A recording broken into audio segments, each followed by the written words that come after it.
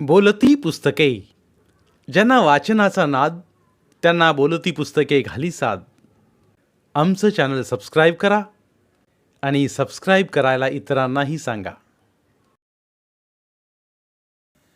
नमस्कार श्रोते मित्र हो.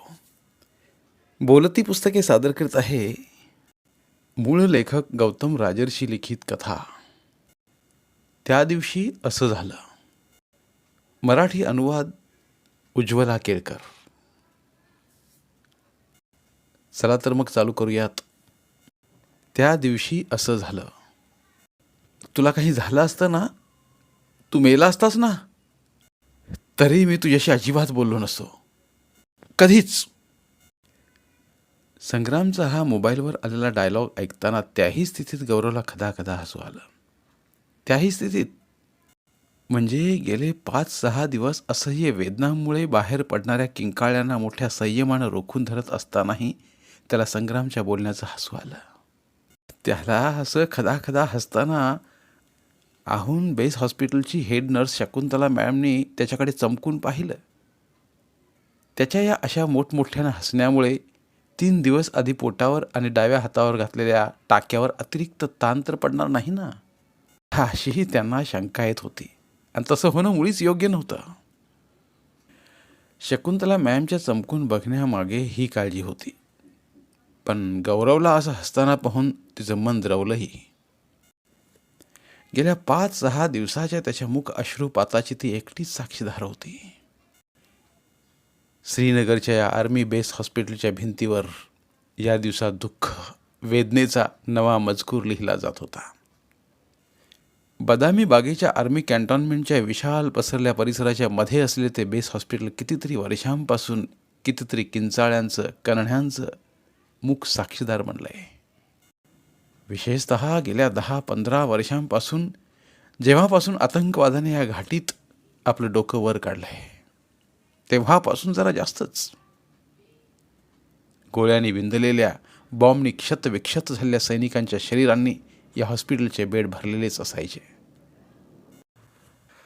ऑफिसर वार्डच्या 10 बेडच्या हॉलमध्ये एका कोपऱ्यातल्या बेडवर गौरव पडलेला होता. शेजारी ठेवलेल्या एका उंच स्टँडवर प्लास्टर घातलेला त्याचा डावा हात क्लिपमध्ये बांधून ठेवलेला होता. ओठातून उमटत असलेल्या दबक्या आवाजातलं कणनं त्या भिंतीवर नव्या काव्यपंक्ती लिहित चाललं होतं. गौरव, मेजर गौरव वत्स. 7 गोळ्या आपल्या शरीरात सामावलेला. केवढा तरी रक्तपात झाल्यानंतर हॉस्पिटलच्या डॉक्टरांच्या मते त्याचं जिवंत राहणं हा मोठा चमत्कार होता. डॉक्टरांच्या या कथित चमत्कारानंतर त्याच्या शौर्याची, वीरतेची सगळीकडे चर्चा होत होती. कॉंग्रॅच्युलेशन्स मेजर आणि वेल डन माय बॉय यांसारखे उद्गार भेटायला येणाऱ्यांच्या ओठावर विराजमान होते. अशा सगळ्या कॉंग्रॅच्युलेशन्स आणि वेल्डनवर गौरवला सगळ्या मर्यादा तोडून आभाळाला जाऊन भिडेल इतक्या मोठ्याने किंचाळावंसं वाटतं. कसलं शौर्य, कसली वीरता. जेव्हा त्याचा बड्डी साथीदार लान्स नायक खुशहाल सिंग याने त्याच्यासमोर प्राण सोडला होता, तेव्हा त्याच्यासाठी बाहेर पडलेल्या गोळीने त्याच्या लाडक्या अतिप्रिय सिद्धार्थचा जीव घेतला, तेव्हा तो काहीच करू शकला नाही. मग यात शौर्य कुठून आलं? कितीतरी वेळा त्याला वेदना असह्य होत. खूप मोठ्याने ओरडावंसं वाटतं, पण त्याने स्वतःवर कमालीची बंधने घालून घेतली आहेत. ओठांतून बाहेर पडण्यापूर्वीच किंचाळीला मूक व्हावं लागत होतं. तसंही कुठल्याही सैनिकाला आपलं दुःख, आपल्या वेदना यामुळे कणण्याची, ओरडण्याची परवानगी त्यांची वर्दी देत नाही. गट्स आणि ग्लोरीचा परीघ, क्रूरतेच्या हद्दीपर्यंत सगळा अंधार वर्दी आपल्या चमकत्या आवरणाखाली लपवून ठेवते. 3 दिवस ICUमध्ये बेशुद्धावस्थेत पडून राहिल्यानंतर आज जेव्हा त्याला ऑफिसर वार्डमध्ये आणलं गेलं, तेव्हा त्याला त्याचा मोबाईल हातात घेण्याची परवानगी मिळाली. शेकडो SMS त्याचा इनबॉक्स तुडुंब भरला होता. पहिला कॉल त्याने गीतालीलाच केला. How are you my hero? स्वतःला सहज असल्याचं दाखवण्याचा प्रयत्न करता करता ती हमसून हमसून रडू लागली. ओह कमॉन सोना, तूच जर असं करू लागलीस तर कसं होणार? तूच तर माझी ताकद आहेस ना. किती दुखतंय. आता कुठलं दुःख सोना, तू विचारलंस आणि सगळं दुःख गायब. गौरवनं जबरदस्तीने हसण्याचा प्रयत्न केला. राहू दे राहू देत, हा डायलॉग तुझ्या गर्लफ्रेंडसाठीच राखून ठेव.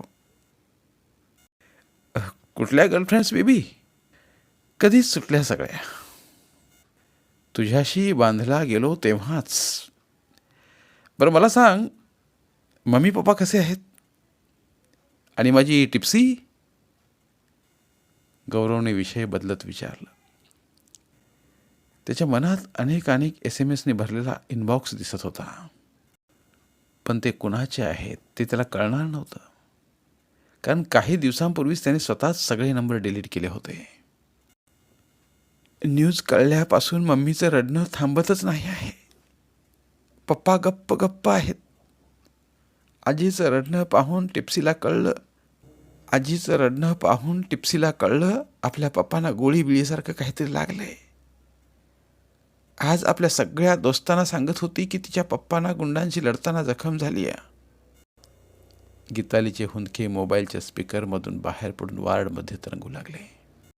हॉस्पिटलच्या मूक भिंतीवर आधीपासूनच लिहिलेल्या दुःख वेदनांच्या कणण्यावर नवीन नवीन थर चढत होते. त्याला संग्रामच्या कॉलने थोडासा विसावा मिळाला होता. कोणत्याही परिस्थितीत प्रत्येक क्षणी गौरवला विवश केलं होतं. गौरवकडून सगळं जाणून घेण्यासाठी तो उतावीळ झाला होता. ऑपरेशनमध्ये कुठे गडबड झाली की ज्यामुळे आतंकवाद्यांचा निपटारा करताना गौरवच्या बटालियनला इतकं नुकसान सोसावं लागलं. झालेल्या क्षतीसाठी नुकसान शब्द छोटाच म्हणायला हवा. यावेळी गौरवला ते जाणवत असणार ही गोष्ट संग्रामच्या लक्षात येत होती. 2 आतंकवाद्यांना मारून टाकण्यात भारतीय सेनेचा एक कॅप्टन आणि एक जवान यांना हौतात्म्य पत्करावं लागलं होतं, आणि एक मेजर अतिशय घायाळ होऊन हॉस्पिटलमध्ये पडला होता. संग्रामने 2-3 वेळा विचारल्यावर गौरवने कंठल्यासारख्या आवाजात म्हटलं होतं, हे सांग संग्राम, कुणाच्या असण्यासाठी कुणाचं नसणं नियतीच्या कोणत्या कायद्यात बसतं? मला माहीत आहे गौरव, तू कॅप्टन सिद्धार्थबद्दल बोलतो आहेस ना. कसं झालं दोस्त हे सगळं? तुम्हाला जर पक्की खबर होती की त्या घरात विदेशी आतंकवादी लपलेले आहेत, तर घरात घुसण्याची काय गरज होती? बाहेरूनच बॉम्ब टाकून घर का नाही उडवलं? सरकार मालकाला पूर्ण पैसे देतच की. सगळं कसं धुसर आहे संग्राम. आता मला तू माफ कर. ठीक आहे. आता तू आराम कर, स्वतःची काळजी घे. जे झालं ते झालं. You did your best. गीतालीचा कॉल आला होता. तुला बघायला श्रीनगरला यायचं म्हणते. मला म्हणत होती घेऊन चल. मला सुद्धा तुला बघावंसं भेटावंसं वाटतंय. कोणीही येणार नाही ते, मला एकट्यालाच राहू दे. गौरवने ओरडत फोन कट केला. सगळी मीडिया या ऑपरेशनच्या वेळी सेनेच्या झालेल्या त्रुटीबद्दल हाहाकार माजवीत होती. संग्रामला माहीत होतं की सत्य काय आहे ते केवळ आणि केवळ त्याचा जिगरी दोस्त गौरवच सांगू शकतो, आणि ते सत्य तो आपल्या चॅनलद्वारा सर्वांपुढे आणू इच्छितोय. दोघांची दोस्ती लहानपणापासूनची. 2 जिस्म मगर एक जान सारखा एखादा बिल्ला लावून वाढलेली, मोठी झालेली. आता गौरवच्या आवाजात असली वेदना संग्राम आपल्या छातीत अनुभवत होता. संग्रामच्या प्रश्नानंतर गौरवला पेन किलरच्या इंजेक्शनची आवश्यकता कित्येक पटीने जास्त वाटू लागली. शकुंतला मॅडमला थोडीही काळजी वाटत होती. पेन किलरच्या इतक्या जास्त डोसाचा काही विपरीत परिणाम तर गौरवच्या शरीरावर होणार नाही ना. या काळजीपोटीच गौरवने वारंवार केलेल्या विनंतीवरून त्याला हॉस्पिटलच्या परिसरात सिगारेट ओढण्याची परवानगी देण्यात आली होती. गौरवचं म्हणणं होतं की विल्सवाल्यांनी आपली क्लासिक नावाची जी 84 मिलीमीटरची नळी सिगरेट बाजारात उतरवली आहे, तिच्या तोडीचं दुसरं पेन किलर सध्या तरी शक्य नाही. यावर शकुंतला मॅम आणि गौरवच्या डॉक्टरचं हसू त्या ऑफिसर्स वॉर्डमध्ये कितीतरी वेळ खळखळत राहिलं होतं. वेदनेच्या उतुंग लहरीने भिजलेला फेसाळ किनारा, केवढ्या तरी दुःखाचा फेस घेऊन हळूहळू वाहणारा काळाचा प्रवाह गुपचूप बघत होता. काश्मीरच्या त्या ऑक्टोबरच्या कुडकुडणाऱ्या थंडीत, धुक्यात न्हालेल्या दुपारी आणि उदास हुडहुडी भरवणाऱ्या रात्रीच्या पेन किलरच्या इंजेक्शनच्या गुंगीत असताना मध्येच खडबडून जागा व्हायचा गौरव. दूरवरून गौरव सर अशी हाक यायची आणि खूप वेळपर्यंत त्याच्या कानाच्या अनंत खोलीत त्याची झोप उडवत ती गुंजत राहायची. दूरवरून येणाऱ्या प्रत्येक हाकेसरशी त्याला उठून तिकडे जावंसं वाटायचं, पण पोटावर बांधलेल्या भरभक्कम पट्ट्या आणि क्लिपमध्ये अडकवलेला त्याचा प्लॅस्टर घातलेला डावा हात त्याला तसं करण्यापासून रोखायचा. त्या रात्री सिद्धार्थचा आवाज, गौरव सर सेम मी प्लीज. वाडचे झरोके आणि खिडक्या यातून खाली उतरून वाडच्या चारी बाजूंच्या भिंतीवर टांगला गेला. डॉक्टरांनी त्याचे पोट आणि डाव्या हातावर अनेक गुंतागुंतींच्या शस्त्रक्रिया करून टाके घातले होते. त्याला अवघा 1.5 आठवडा झाला होता. आकाशातून बारीक बारीक बर्फाचे फाये हळूहळू खाली उतरत होते. मध्यरात्र होऊन गेली होती. कॅप्टन सिद्धार्थ राय आपल्या फुल बॅटल गिअरमध्ये रक्तरंजित वर्दीसहित वाडच्या एका झरोक्यातून तरंगत तरंगत त्याच्या बेडच्या जवळ येऊन उभा राहिला. त्याच्या चेहऱ्यावरून टपकणारं रक्त गौरवच्या पोटावर पडत होतं आणि न जाणे कसल्या उदास विरक्त दृष्टीनं तो टकामका गौरवकडे बघत होता. क्षणभरातच गौरवच्या चित्काराने सगळा वार्ड गडबडून उठला. थोड्या वेळापूर्वी शिफ्ट ड्युटीवर आलेल्या शकुंतला मॅम पळतच गौरवच्या बेडपाशी आल्या.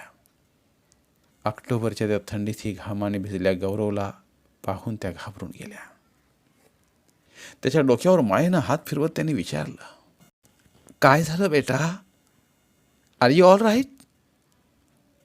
मी त्याला वाचवू शकलो असतो मॅम, वाचवू शकलो असतो. आपल्या सिद्धार्थला मी वाचवू शकलो असतो, असं म्हणत तो स्पुंदून स्पुंदून रडू लागला. इतका विचार करू नकोस गौरव, झालं ते झालं. सगळं काही नियतीच्या हाती. लहान मुलाप्रमाणे हमसून हमसून रडणाऱ्या त्या सैन्यातील त्या मेजरला कसं समजवावं ते शकुंतला मॅमच्या लक्षातच येत नव्हतं. खूप खूप वेदना होत आहेत मॅम, प्लीज प्लीज मला पेन किलरचा आणखी एक डोस द्या. आत्ता 2 तासांपूर्वी जेवणानंतर तुला इंजेक्शन दिलं होतं ना, इतकं जास्त पेन किलर घेणं योग्य नाही. तुझ्या शरीरावर पुढे त्याचा वाईट परिणाम होईल. मला त्याची पर्वा नाही. इंजेक्शन द्या, बस इंजेक्शन द्या. गौरव अशा काही अवस्थेत बोलून गेला की शकुंतला मॅमचं अंतर कापत कापत गेलं आणि मग त्याला इंजेक्शन देणं त्यांना भागच पडलं. इंजेक्शन देता देता त्या म्हणाल्या, त्या दिवसाबद्दल, ऑपरेशनबद्दल तुला काही बोलावंसं वाटलं तर तू मला तुझी फ्रेंड समज. बोलण्यामुळे सुद्धा वेदना थोड्या कमी होतात.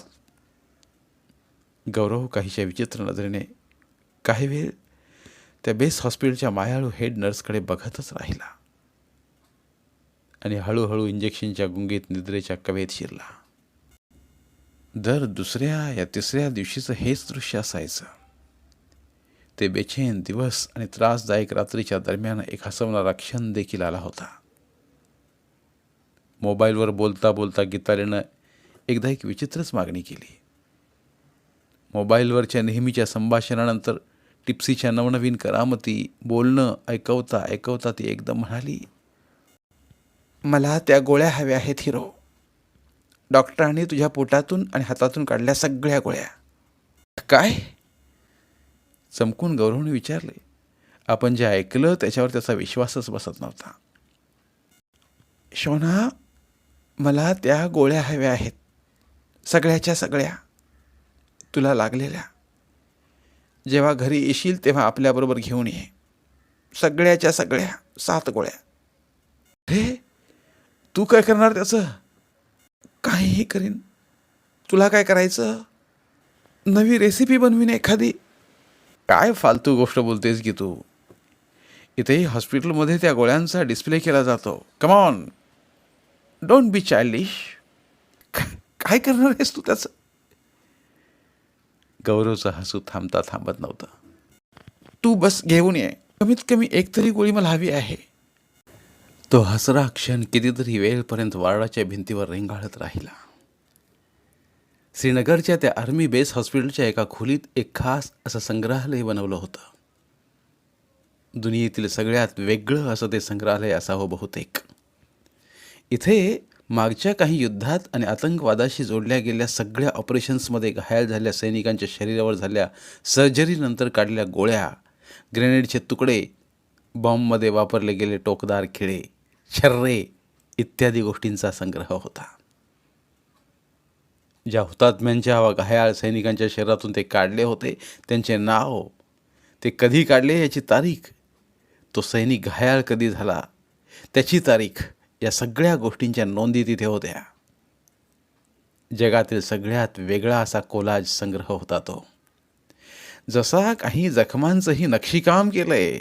5 वर्षांपूर्वी गौरव जेव्हा काश्मीरमध्ये पहिल्यांदा पोस्टिंगवर आला होता तेव्हा एक दिवस असाच इथे भरती झालेल्या एका जवानाला तो भेटायला आला होता. त्यावेळी त्यानं हे अद्भुत संग्रहालय पाहिलं होतं. त्या दिवशी एक उन्हाळ विचार त्याच्या मनात चमकून गेला. कधी आपलंही नाव या जखमांच्या नक्षीकामात सामील होईल का? काही भटक्या विचारांना वास्तवाचा पदर उडून घेण्याची मोठी वाईट सवय असते.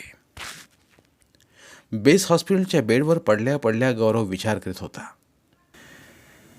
जर त्या दिवशी इतक्या दिवसांच्या पूर्वी त्याने जो विचार केला तसा केला नसता तर आज खुशहाल आणि सिद्धार्थ जिवंत असते का?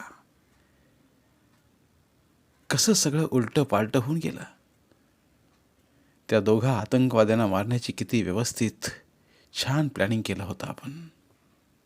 खरं म्हणजे ते अगदी साधं आणि सोपं ऑपरेशन होतं. सिद्धार्थचा हट्ट त्याने का बरं पुरवला? गोळ्यांचा आवाज कानात अजूनही घुमतोय आणि धुसर धुसर झालेल्या स्मृतीच्या पडद्यावर कितीतरी दिवसानंतर त्या दिवसाचं दृश्य स्पष्ट उमटू लागले. एवढ्यात शकुंतला मॅम त्याची नेहमीची औषधं देण्यासाठी त्याच्याजवळ आल्या.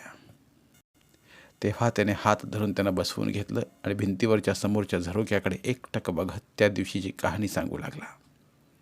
त्याचा आवाज जसा काही खोल विहिरीतून येत होता, घुसमटल्यासारखा. सप्टेंबरला ढकलून पळवत लावत कुडकुडायला लावणारा, हुडहुडी भरवणारा ऑक्टोबर येऊन पोहोचला होता. जिथे तिथे उघडे बोडके चिनार उभे होते. जमीन त्याच्या लाल तपकिरी पानाने नटली होती. बर्फाची पांढरी शुभ्र चादर पांघरण्याच्या त्रासापूर्वी जणू ते आपल्या परीने उत्सव साजरा करत होती. धरतीच्या या उत्सवाकडे गौरवच्या बटालियनचं मुळीच लक्ष नव्हतं. आत्ताच हाती आलेल्या ताज्या बातमीमुळे बटालियनला जसा काही विद्युत करंटने स्पर्श केला होता. बटालियनचा खास खबऱ्या शौकतचा फोन आला होता. कॅम्पपासून काही अंतरावर असलेल्या दाल सरोवराला लागून असलेल्या गावात 2 आतंकवादी लपून बसले आहेत. बातमीनुसार गावातील सगळ्यात मोठा सफरचंदाचा बागायतदार मोहम्मद रशीद अहमदने एवढ्यातच 2 मजली घरे बांधले होते. त्याच्या या नव्या घरात काही दिवसांपासून 2 विदेशींनी, बहुधा अफगाणी आतंकवादींनी आश्रय घेतला होता. शौकतच्या विस्तृत वर्णनानुसार पहिल्या मजल्यावर बनवलेल्या 2 खोल्यांच्या मधील भिंत जरा जास्तच रुंद दिसते. त्याच्या आत एक लहानसं तळघर बनवलेलं आहे. पोलीस किंवा फौजीची तुकडी जेव्हा तिकडच्या बाजूने गस्त घालत जाते तेव्हा हे 2 आतंकवादी तळघरात उतरून लपून बसतात. भिंतीत बनवलेल्या त्या तळघरात उतरण्यासाठीचा रस्ता दुसऱ्या मजल्यावरून आहे. सर्वसामान्य काश्मीरी घरांप्रमाणे धान्य वगैरे ठेवण्यासाठी जसा माळा बनवला जातो तशा माळ्यावरून तळघरात उतरण्याचा रस्ता आहे. एका लाकडी पट्टीने तो झाकला आहे. ऑपरेशनचं प्लॅनिंग सुरू झालं. गावाचा नकाशा चांगल्या रीतीने समजून घेतला गेला. जवळजवळ 35 घरांचं हे गाव दल सरोवराच्या दक्षिणेकडून निघणाऱ्या नाल्याने दोन्ही बाजूनी घेरलेलं होतं. रशीद अहमदचं घर आणि बाग गावाच्या एका कडेला होती. प्लॅनप्रमाणे असं ठरलं की 10-10 जवानांच्या 2 तुकड्या मेजर गौरव वत्स आणि कॅप्टन सिद्धार्थ रायच्या नेतृत्वाखाली औपचारिक गस्तीच्या स्वरूपात गावात प्रवेश करतील. गावातील लोकांची सहजच चौकशी करत अचानक रशीद अहमदचं घर घेतील. तिसरी रिझर्व्ह तुकडी नाल्याजवळ अचानक काही परिस्थिती उद्भवली तर त्याचा निपटारा करण्यासाठी तिथेच थांबेल. गावात जाण्यासाठी नाल्यावरचा छोटा पूल ओलांडताना गौरवच्या छातीत धडधड होऊ लागली होती. गावात प्रवेश केल्यावर दोन्ही तुकड्या वेगवेगळ्या दिशेने विभक्त झाल्या. गाववाल्याकडून दुआ सलाम घेत पुढे जाताना जवळजवळ प्रत्येकाच्या चेहऱ्यावर एक प्रकारचा विचित्र तणाव जाणवत होता. त्यांचा हा तणाव शौकतच्या बातमीला पुष्टी देत होता. दुआ सलाम करत आणि वाटेत भेटणाऱ्या लहान मुलांना चॉकलेट्स वाटत दोन्ही तुकड्या स्वतःला अगदी सामान्य असल्याचं भासवत दोन्ही दिशांनी रशीद अहमदच्या घराच्या दिशेने पुढे निघाल्या. काही क्षणातच रशीद अहमदचं घर चारी बाजूनी घेरलं गेलं. तुकडीमध्ये असलेल्या लाईट मशीन गन्स योग्य जागी लावून ठेवल्या गेल्या. घरातून बाहेर पडणारे त्यांच्या निशाणावर राहतील अशा तऱ्हेने त्या लावल्या गेल्या. गौरव आणि सिद्धार्थ आपल्या एक एक साथीदार जवानाला घेऊन घराच्या समोर आले. ट्रेनिंगच्या दरम्यान शिकवलेलं असतं की कुणीही सैनिक एक-एकटा कुठलीही गोष्ट करत नाही. सगळ्या गोष्टी जोडीजोडीने होतात. इंग्रजीत त्याला बड्डी पेअर असं म्हणतात. त्यानुसार दोघांनी आपल्या आपल्या बड्डी पेअरसह चाल केली होती. घरातल्या सगळ्या व्यक्तींना बाहेर येण्यास सांगितलं गेलं. जेव्हा रशीद अहमदला विचारलं गेलं की घरात आणखी कोण कोण आहेत तेव्हा रसूल निष्पापपणे म्हणाला, पता मत है, अल्लाह कसम सब खैरियत है.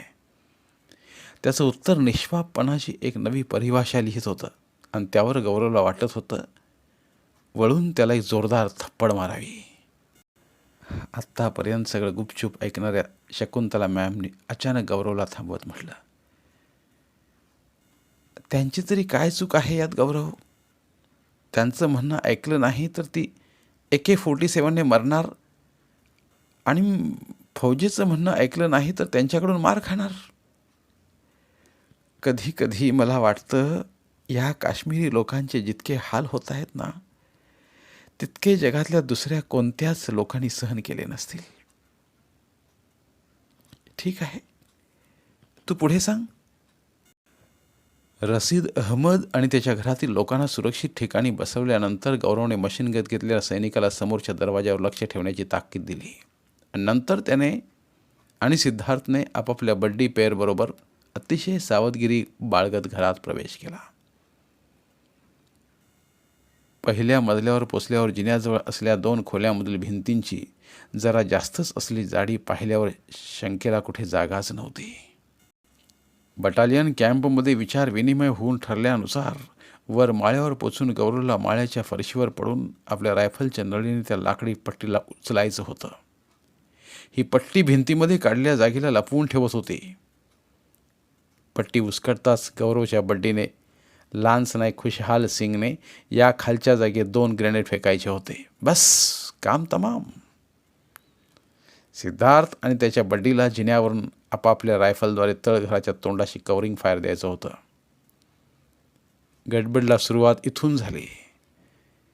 सिद्धार्थ त्याला म्हणाला, गौरव सर, आपण आत्तापर्यंत खूप यशस्वी ऑपरेशन्स केलीत. माझी ही पहिलीच वेळ आहे. आत तळघरात ग्रेनेड मी फेकेन सर. Sir please.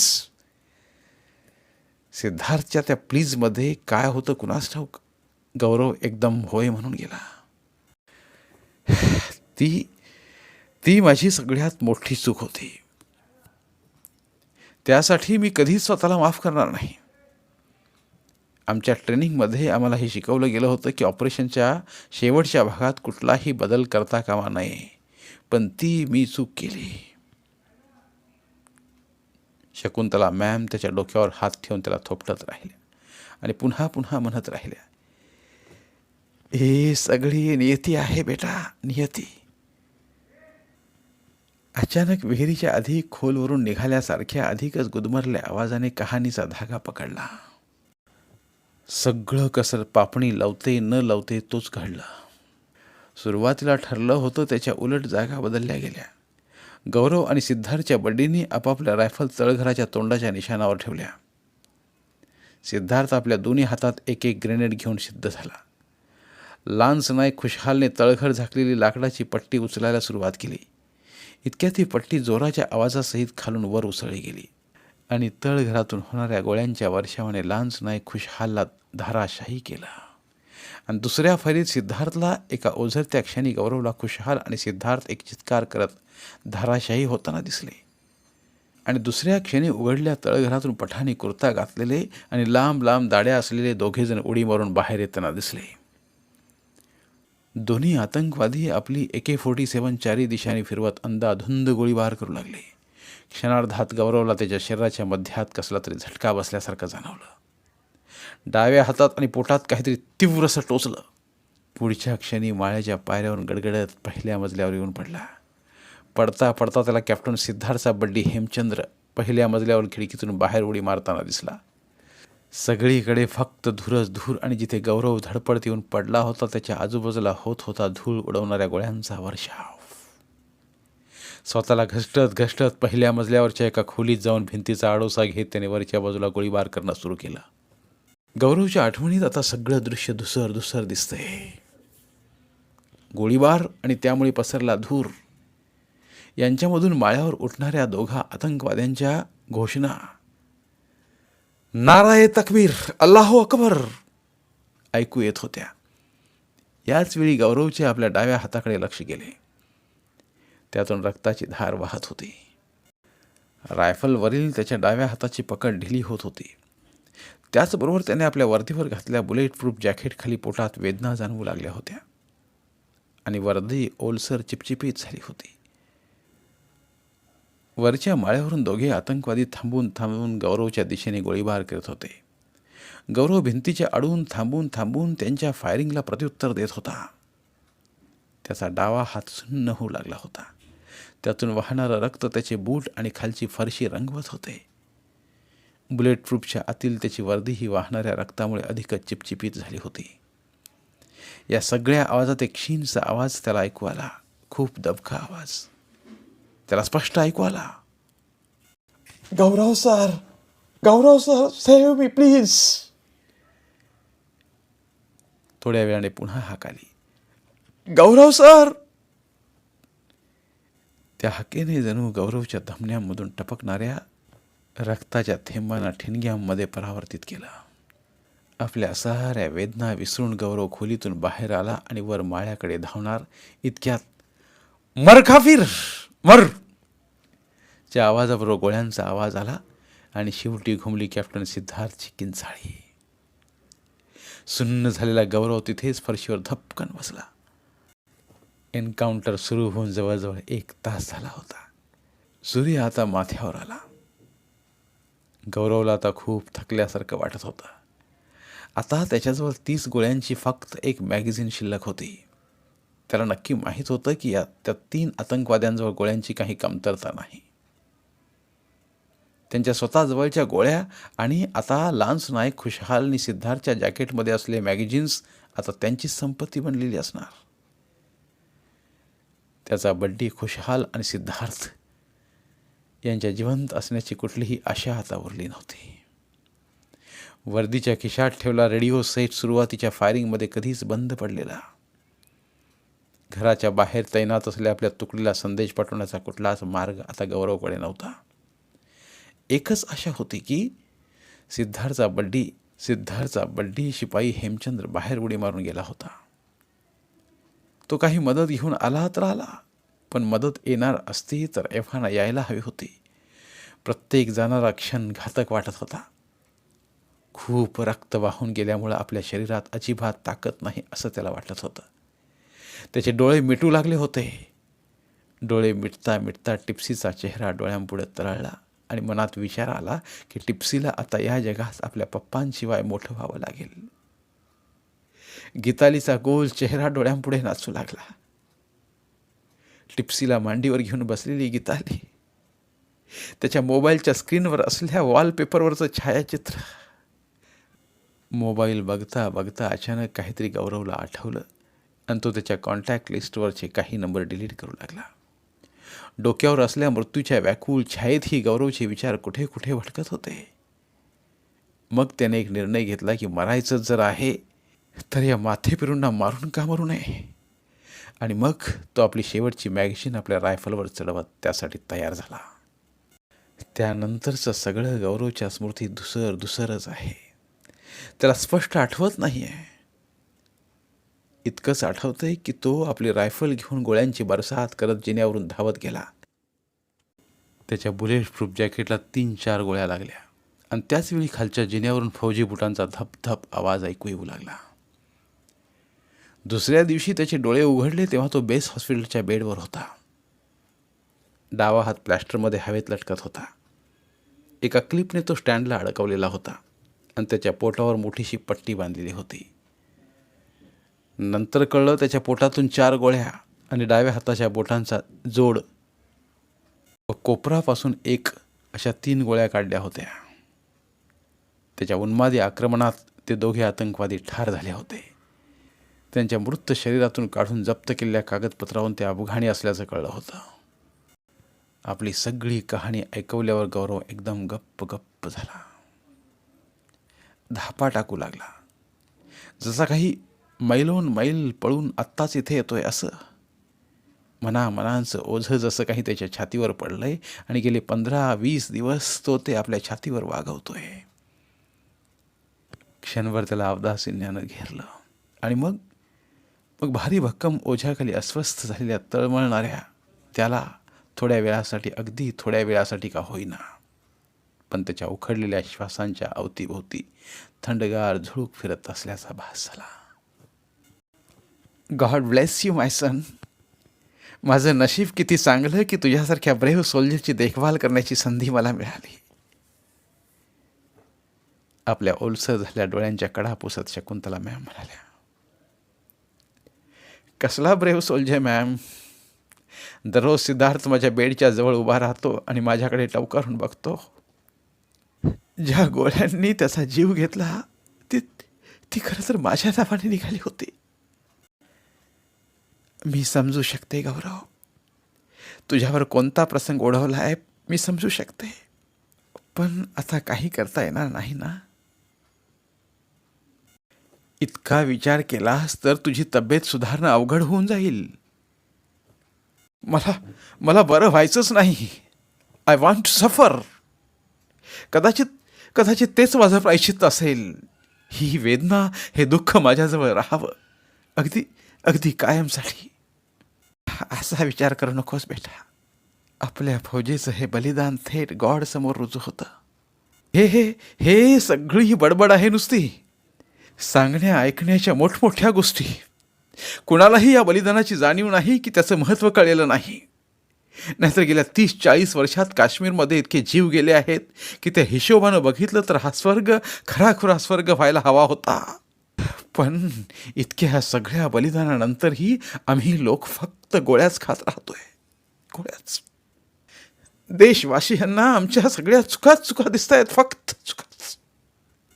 मला कळतंय गौरव, कळतंय मला. बरं ते जाऊ दे. त्या शेवटच्या क्षणी तुला काय वाटलं? मृत्यूला इतकं जवळ उभं राहिलेलं पाहून. ओह, माझा तर केवळ विचारानेच थरका होतोय. काही खास नाही मॅम. बस मुलीची आठवण झाली. 6 वर्षांची होईल ती आता. मला असं वाटलं की आता तिला मोठं होताना तिचे पापा पाहू शकणार नाहीत. गौरवच्या या बोलण्यावर हॉस्पिटलची ती हेड नर्स स्पुंदून रडू लागली. खूप वेळेपर्यंत ऑफिसर वार्डच्या त्या कोपऱ्यातल्या अवतीभोवती दबलेले हुंदके गुंजत राहिले. मग वातावरण तणावमुक्त करण्यासाठी शकुंतला मॅम म्हणाल्या, आपल्या बायको मुलीला बोलाव ना इथे. त्या इथे राहिल्या तर पेन किलरच्या डोसाची गरजही कमी भासेल. मी देखील बघीन माझ्या ब्रेव्ह सोल्जरची गोड छोकरी. नाही मॅम, त्या दोघींनी मला अशा स्थितीत पाहावं असं मला वाटत नाही. मी त्या दोघींचा हिरो आहे, हिरो. आणि हिरो कधी बेडवर पडलेला पट्ट्या लावलेला असतो का? गॉड, तू आणि तुझे विचार. बरं हे सांग, तिथे तुझ्यावर गोळ्यांची बरसात होत होती आणि अशातही तू मोबाईलवरून कुणाचे नंबर डिलीट करत होतास? शकुंतला मॅमच्या या प्रश्नावर गौरव काहीसा संकोचला, पण त्याने जे उत्तर दिले त्यामुळे शकुंतला मॅम चकितच झाली. तो काहीसा शर्मिंद्या स्वरात म्हणाला, मॅम, त्याचं काय आहे की मी 2-3 मुलींचे नंबर डिलीट करीत होतो. काय? पण का?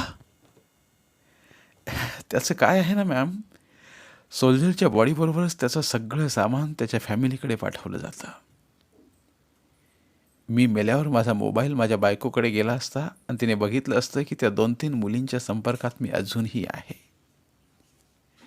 तर तिला तिला किती वाईट वाटलं असतं.